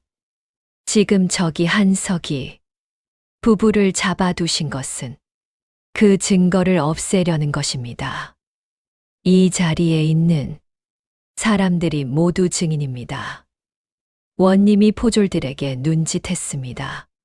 저 자들을 모두 끌어내라. 멈추시오. 낯선 목소리였습니다. 모두가 뒤를 돌아보았습니다. 관아 문 쪽에서 도포를 입은 남자가 들어서고 있었습니다. 그 뒤로 갑옷을 입은 군졸 여럿이 따랐습니다. 원님의 얼굴이 하얗게 질렸습니다. 감사 가명에서 온 감사였습니다. 감사가 뜰 안으로 천천히 들어서며 말했습니다. 오는 길에 이 소문을 들었소. 관장이 백성 땅을 빼앗고 그것을 고변하려는 자를 잡아가 둔다는 소문. 그래서 직접 왔소. 원님이 입술을 달싹였습니다. 그것은 오해이옵니다. 저 자들이 영모를 영모, 땅 문서를 가지고 가명으로 가는 것이 영모요? 감사가 복례에게 눈을 돌렸습니다. 당신이 한석에 쳐요? 이의 증거 상자는? 복례가 입을 열었습니다. 그러나 상자는 빼앗겼습니다. 감사가 왔어도 상자가 없으면 소용없었습니다. 복례의 눈빛이 흔들렸습니다. 바로 그때였습니다. 최 씨가 앞으로 나섰습니다. 품에서 작은 보자기를 꺼냈습니다. 이것입니다. 보자기를 풀었습니다. 문서들이 나왔습니다. 복례가 눈을 크게 떴습니다. 한석도 놀란 표정이었습니다. 최 씨가 말했습니다. 상자 안에는 문서 사본이 있었다. 원본은 내가 갖고 있었다. 아들도 몰랐지. 한석이 어머니를 보았습니다. 어머니, 나는 아비보다 더 오래 살았다. 당연히 더 조심스러웠지. 최 씨의 눈가에 주름이 깊어졌습니다. 감사가 손을 내밀었습니다. 가져오시오. 최 씨가 문서들을 감사에게 건넸습니다. 감사가 펼쳐보았습니다. 얼굴이 점점 굳어졌습니다. 원님이 뒷걸음쳤습니다. 감사가 고개를 들어 원님을 바라보았습니다. 포졸들은 물러나시오. 저 사람들을 풀어드려라. 포졸들이 주춤했습니다. 나는 감사다. 당장 풀어라. 새끼 줄이 풀렸습니다. 복내의 손목에 붉은 자국이 남아 있었습니다. 한석이 그 손목을 보았습니다. 아무 말 없이 손을 감쌌습니다. 복내는 고개를 들어 최 씨를 바라보았습니다. 최 씨가 복내를 보며 고개를 끄덕였습니다. 그것으로 충분했습니다. 원님이 포졸들에게 소리쳤습니다. 이게 무슨 저것들이 꾸민 것이오. 그 문서는 가짜요. 감사가 차갑게 말했습니다. 원님을 결박하라들. 아니, 일순 조용해졌습니다. 그리고 원님의 비명이 울려 퍼졌습니다. 그날 오후 관아 마당에서 원님은 결박된 채 감사 앞에 엎드렸습니다. 포졸들은 원님의 명령을 더 이상 따르지 않았습니다. 가명에서 온 군졸들이 관아를 에워쌌습니다. 원님이 울부짖었습니다. 감사. 이것은 영모입니다. 저 최 씨 집이 감사를 속인 것이오. 그 문서는 위조입니다. 감사가 차갑게 말했습니다. 이 문서에는 원님 도장이 찍혀 있소. 위조라면 원님 도장을 누가 훔쳤단 말이오? 원님이 입을 다물었습니다. 임씨 영감이 앞으로 나서서 무릎을 꿇었습니다. 감사님, 저는 임씨입니다.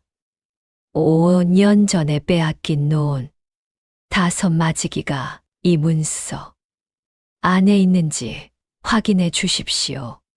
감사가 문서를 훑었습니다. 임씨 논 5 마지기 있소. 임씨 영감이 소리 없이 눈물을 흘렸습니다. 방앗간 영감도 앞으로 나왔습니다. 저는 방앗간 노씨입니다. 밭 3 마지기가 있소. 그 뒤로 사람들이 하나둘 앞으로 나왔습니다. 저마다 빼앗긴 땅의 이름을 댔습니다. 감사는 하나씩 확인했습니다. 원님의 얼굴이 점점 어두워졌습니다. 그때 관아 뒤편에서 소란이 일었습니다. 안악이 붙잡혔습니다. 관아를 빠져나가려다 군졸에게 잡힌 것이었습니다. 안악이 끌려오며 복내를 보았습니다. 나는 시킨 대로 한 것뿐이야. 나도 피해자야. 복내는 그 눈을 바라보았습니다. 말이 없었습니다. 안악이 소리쳤습니다. 당신이 나한테 거짓말을 했잖아. 상자가 왼쪽 마루 밑에 있다고 했잖아. 복내가 조용히 말했습니다. 거짓말을 한 것은 맞습니다. 그러나 먼저 거짓말을 시작한 것은 당신이었습니다. 안악이 고개를 숙였습니다. 감사가 원님에게 말했습니다. 원님은 관직을 박탈하고 가명으로 압송할 것이요. 빼앗긴 땅은 모두 원래 주인에게 돌려줄 것이요. 원님이 마지막으로 악을 썼습니다. 감사. 이 결정을 후회하게 될 것이요. 내 뒤에 누가 있는지 아시오? 감사가 원님을 바라보았습니다. 알고 있소. 그래서 내가 직접 온 것이요. 원님이 더 이상 말을 하지 못했습니다. 군졸들에게 끌려가면서 한 번 뒤를 돌아보았습니다. 그 눈빛이 복내에게 닿았습니다. 복내는 그 눈을 피하지 않았습니다. 관아 마당에 오후 햇살이 가득했습니다. 마을 사람들이 여기저기 손을 잡고 울었습니다. 임씨 영감이 무릎을 꿇고 땅을 짚었습니다. 내 논이 돌아온다. 세상의 복례는 그 광경을 바라보았습니다. 눈물이 나올 것 같았습니다. 그러나 복례는 눈물을 참았습니다. 아직 끝나지 않은 것이 있었기 때문이었습니다. 한석이 복례 옆에 섰습니다. 두 사람은 나란히 마당을 바라보았습니다. 끝났소. 한석이 말했습니다. 예, 당신 덕이오. 복례가 고개를 저었습니다. 어머니 덕입니다. 원본 문서를 갖고 계셨으니까요. 어머니만이 아니오. 당신이 없었다면 이 자리까지 오지 못했소. 복례는 아무 말도 하지 않았습니다. 그 말이 맞는지 틀리는지 따질 힘이 없었습니다. 그냥 피곤했습니다. 좋은 의미로 최 씨가 두 사람 곁으로 왔습니다. 돌아가자. 그 한마디가 이상하게도 따뜻했습니다. 돌아갈 집이 있다는 것, 함께 돌아갈 사람이 있다는 것. 세 사람은 나란히 관아 문을 나섰습니다. 솔티 마을로 돌아오는 길은 갈 때와 달랐습니다. 갈 때는 밤길이었고 쫓기듯 걸었지요. 돌아올 때는 낮이었고 발이 가벼웠습니다. 최 씨가 앞에서 걸었습니다. 한석과 복례가 그 뒤를 따랐습니다. 임씨 영감과 방앗간 노 씨가 함께했습니다. 마을 사람 몇이 길 내내 떠들었습니다. 복례는 말이 없었습니다. 몸이 피로했고 마음이 이상하게 조용했습니다. 한석이 옆에서 물었습니다. 무슨 생각을 하오? 아버지 생각을 했습니다. 한석이 발걸음을 늦추었습니다. 아버지. 가마에서 내릴 때 아버지가 고개를 돌리셨습니다. 그것이 오래 남아 있었습니다. 한석은 아무 말도 하지 않았습니다. 복례가 말을 이었습니다. 이 일이 다 끝나고 이제야 그 생각이 납니다. 이상하지요. 이상하지 않소. 바쁠 때는 아픈 것을 느낄 틈이 없는 법이오.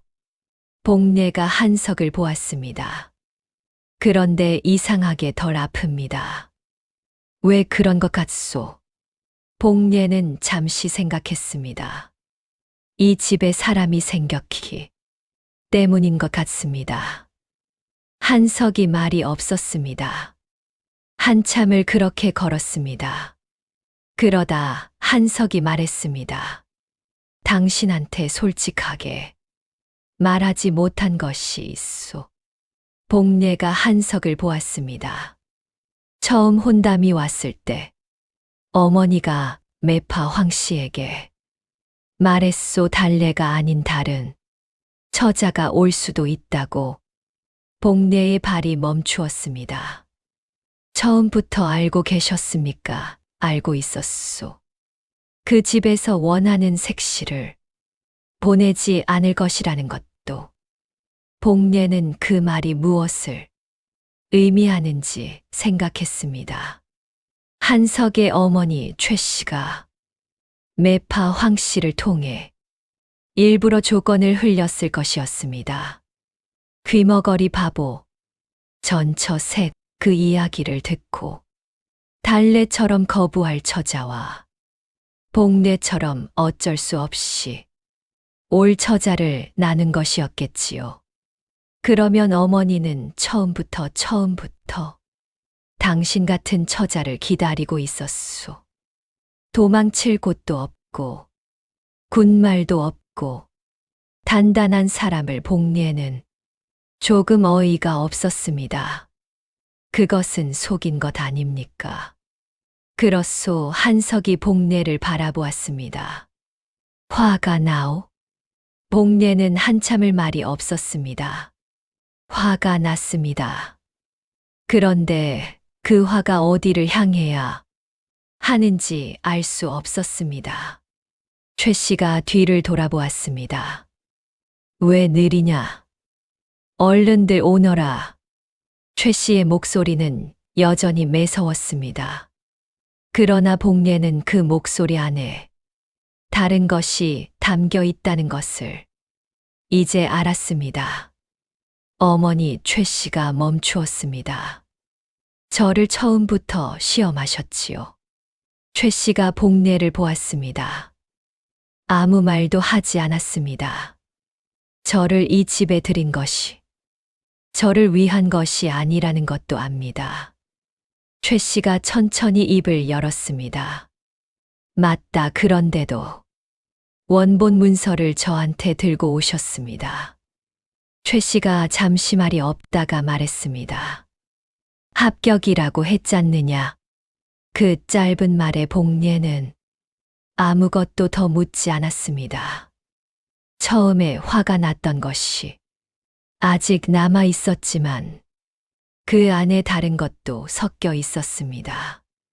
이 집 사람이 되었다는 것, 속임수로 시작했어도 결국 살아남아 이 집 사람이 되었다는 것, 그것은 빼앗길 수 없는 것이었습니다. 솔티 마을이 보이기 시작했습니다.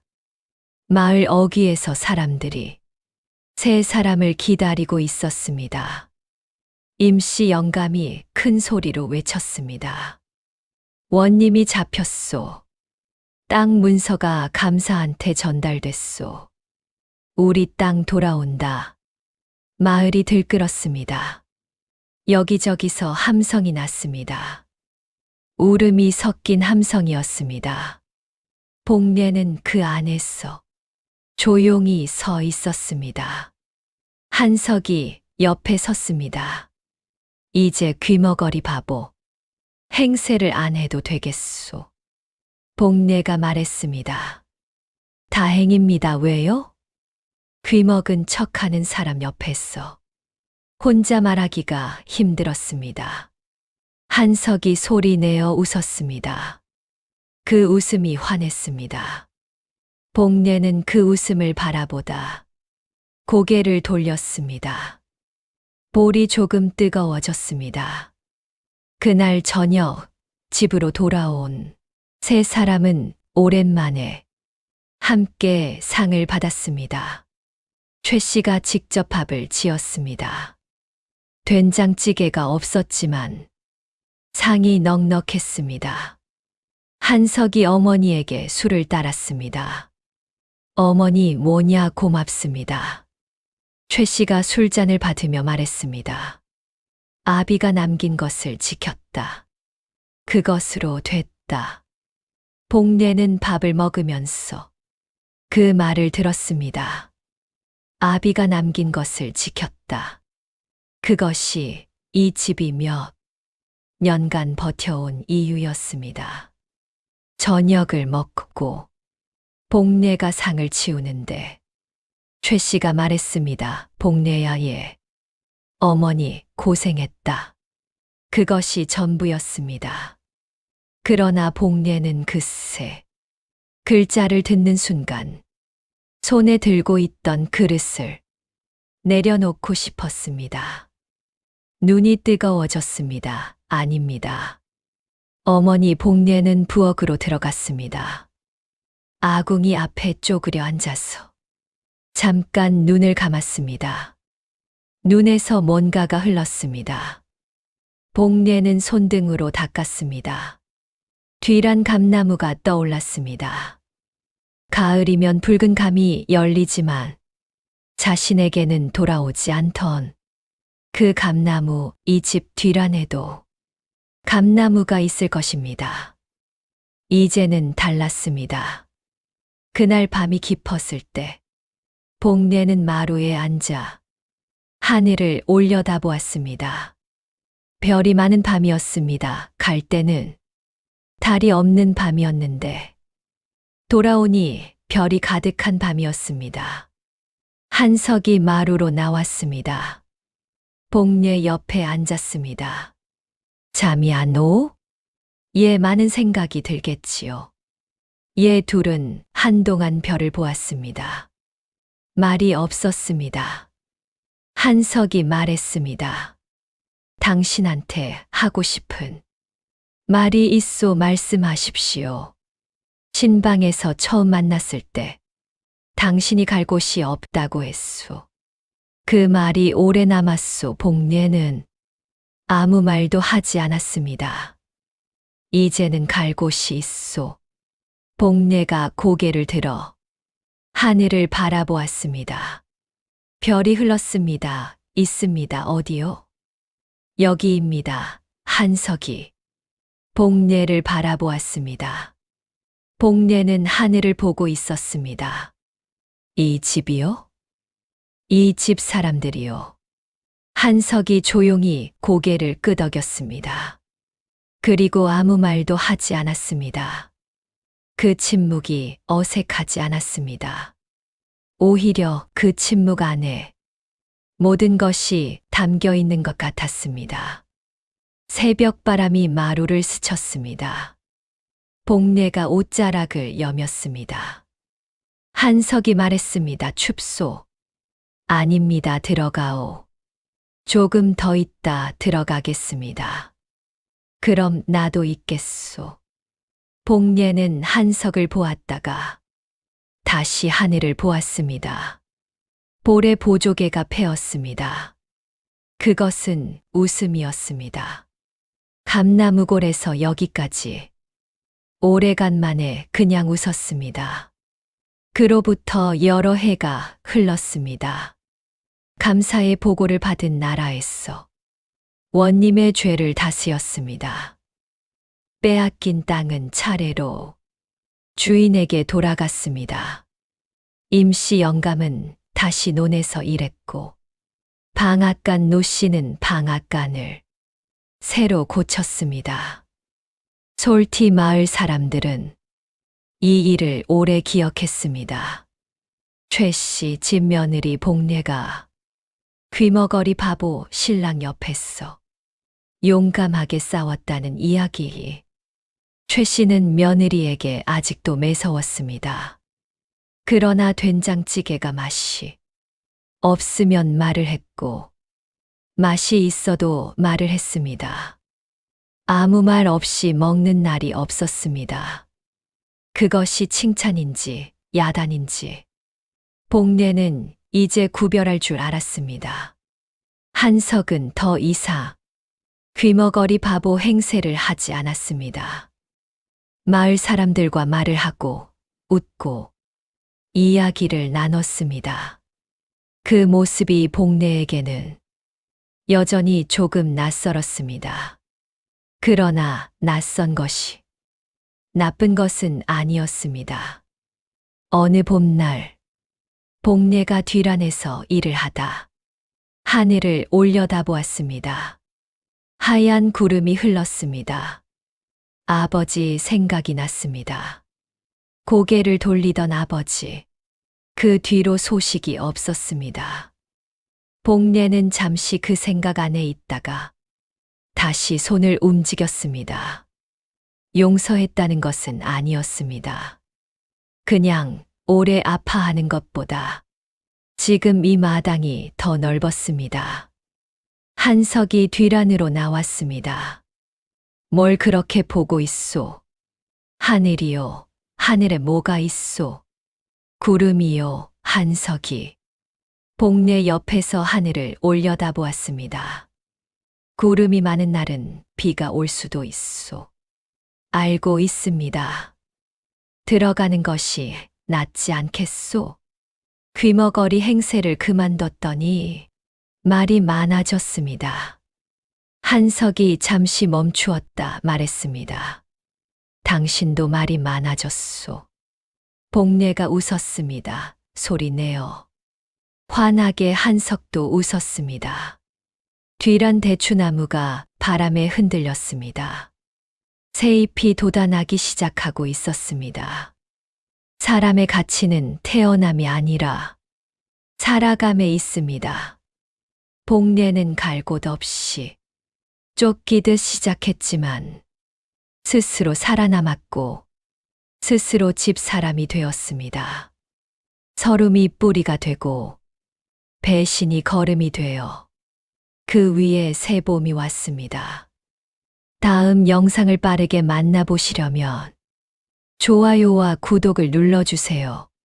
지금 화면에 나오는 더 재미있는 영상들도 함께 해주세요. 그럼 모두 행복한 하루 보내세요. 감사합니다. 그 봄이 지나고 여름이 왔습니다. 감사는 원님의 죄상을 낱낱이 보고했고 나라에서 조사관을 내려보냈습니다. 조사는 2달이 걸렸습니다. 그동안 솔티 마을 사람들은 조사관에게 하나씩 증언했습니다. 임씨 영감이 먼저 나섰고 방앗간 노씨가 따랐습니다. 모두 14사람이 증언에 나섰습니다. 복례도 불려갔습니다. 조사관이 물었습니다. 그대가 증거 상자를 감사에게 전달하는데 일조했다 들었소? 아닙니다. 저는 미끼 역할을 했을 뿐입니다. 어머니가 원본 문서를 지키고 계셨습니다. 어머니라 함은 최 씨를 말하는 것이요? 예, 조사관이 복례를 바라보았습니다. 미끼 역할을 자처한 것이요? 상대가 저를 믿게 하려면 제가 먼저 믿는 척해야 했습니다. 조사관이 잠시 말이 없었습니다. 두렵지 않았소? 복례가 잠시 생각하다 말했습니다. 두려웠습니다. 그런데 어차피 물러설 곳이 없었습니다. 조사관이 천천히 고개를 끄덕였습니다. 그 조사가 끝난 뒤 원님은 파직되어 먼 곳으로 유배를 갔습니다. 원님과 결탁했던 아전들은 옥에 갇혔습니다. 그 안악은 가담 정도가 가벼워 곤장 10대를 맞고 풀려났습니다. 빼앗긴 땅 문서가 차례로 원래 주인들에게 돌아갔습니다. 임씨 영감이 논을 돌려받던 날 마을 어귀에서 잔치가 벌어졌습니다. 작은 잔치였지만 사람들의 눈빛이 오래 못 보던 것을 되찾은 빛이었습니다. 복례는 그 잔치에서 처음으로 마을 안악들과 어울렸습니다. 처음에는 쑥스러워 끝자리에 앉아 있었지만 임씨 영감의 아내가 복례의 손을 잡고 앞자리로 끌었습니다. 솔티 마을에서 제일 용감한 사람이 끝자리에 앉으면 쓰나 복례가 손사래를 쳤습니다. 저는 용감한 게 아닙니다. 그냥 갈 데가 없었습니다. 임씨 영감의 아내가 껄껄 웃었습니다. 갈 데가 없는데도 도망치지 않은 것. 그게 용감한 것 아니오? 복례는 그 말에 아무 대꾸를 하지 못했습니다. 잔치가 무르익었습니다. 한석이 복례 옆에 앉았습니다. 재밌소? 예, 처음 보는 얼굴이요. 웃는 얼굴. 복례가 한석을 흘깃 보았습니다. 제가 웃은 적이 없었습니까? 있었소. 그런데 오늘은 달라 보이오. 어떻게요? 한석이 잠시 복례를 바라보다 말했습니다. 마음이 편해 보이오. 복례는 그 말을 듣고 잠시 멈추었습니다. 마음이 편하다. 그 말이 맞는지 따져보려다 그냥 뒀습니다. 맞는 것 같기도 했습니다. 그럴 수도 있겠습니다. 좋은 것이요. 예, 잔치가 끝날 무렵 최 씨가 먼저 일어났습니다. 집으로 돌아가는 길에 최 씨가 앞에서 걸었습니다. 한석과 복례가 뒤에서 따랐습니다. 최 씨가 걸으면서 말했습니다. 복례야, 예. 어머니, 내년 봄에 뒤란 감나무 옆에 무 심어라. 작년 것보다 더 심어라. 예, 그리고 장독대 된장 항아리. 세 번째 것이 거의 다 됐다. 새로 담가야 한다, 예. 어머니, 잘 할 수 있겠느냐? 할 수 있습니다. 최 씨가 말없이 걸었습니다. 잠시 후 말했습니다. 된장은 내가 같이 담그마. 그 말에 복내는 발이 조금 멈추었다가 다시 걸었습니다. 같이 그 한 글자가 뭔가를 건드렸습니다. 한석이 복내 옆에서 속삭였습니다. 어머니가 같이 한다는 말을 하신 것은 내가 살면서 처음 듣소. 복내가 작은 소리로 말했습니다. 그렇습니까? 당신이 특별한 거요? 아닙니다. 그냥 갈 곳이 없어서 버텼을 뿐입니다. 버티는 것이 특별한 것이요. 복내는 아무 말도 하지 않았습니다. 별이 뜨기 시작하는 하늘을 잠깐 올려다보았습니다. 집이 보였습니다. 살인문이 보였습니다. 뒤란 대추나무 꼭대기가 담장 너머로 보였습니다. 복내가 처음 이 집 문을 넘던 날이 떠올랐습니다. 가마꾼 영감의 쯧소리, 최 씨의 서늘한 눈빛, 멍한 표정으로 서 있던 한석, 그리고 신방에서 들은 첫 마디 무섭소. 그 말이 위협이었는지 약속이었는지 이제는 알 것 같았습니다. 위협도 약속도 아니었습니다. 그냥 물음이었습니다. 무서운 곳에 왔느냐? 그래도 버틸 수 있겠느냐? 버텼습니다. 그래서 지금 여기 있었습니다. 살인문이 열렸습니다. 최 씨가 먼저 들어섰습니다.